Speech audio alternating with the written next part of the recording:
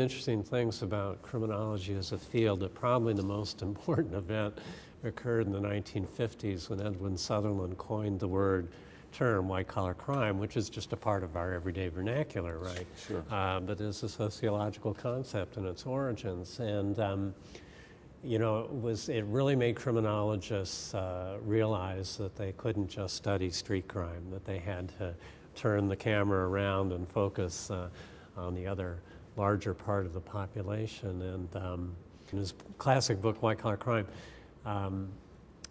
Sutherland talks about trading with the enemy during the Second World War, but he doesn't talk about the Holocaust. Mm-hmm.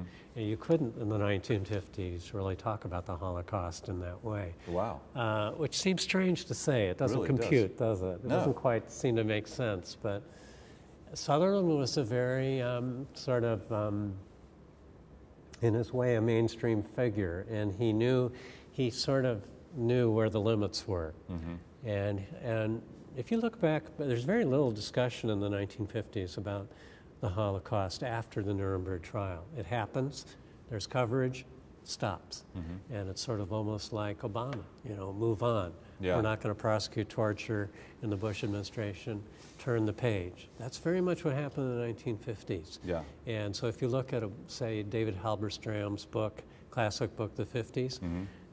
that thick. Yeah. Turn to the index, no Holocaust, no Nuremberg, nothing of that. Mm-hmm.